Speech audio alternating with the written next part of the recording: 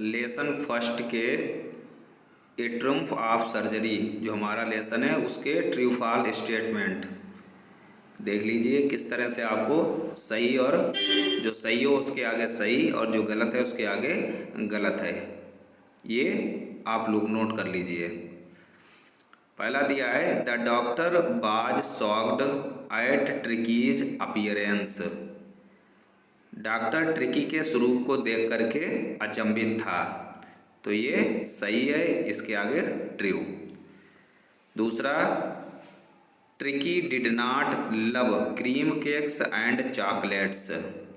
Tricky को cream cake और chocolate पसंद नहीं थी, जबकि ट्रिकी चॉकलेट और क्रीम केक पसंद करता था, यानी कि ये स्टेटमेंट फॉल्स है। इसके बाद में तीसरा स्टेटमेंट है tricky could take a meal at any hour of the day और नाइट। ट्रिकी दिन या रात के किसी भी समय भोजन खा सकता था, तो ये बिल्कुल सही है, यानी कि ट्रू स्टेटमेंट। चौथा दिया है tricky had a whole wardrobe of coats. Tricky के पास कोट की एक पूरी अलमारी थी, ये भी बिल्कुल सही है, यानी कि ट्रू।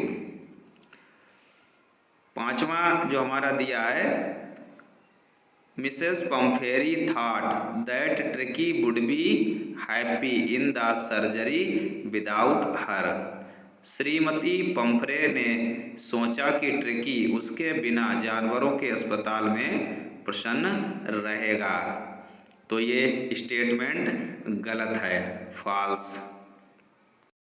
इसके बाद में छठा है Mrs Pumphrey was laughing when Mr Herriot took the dog to the hospital.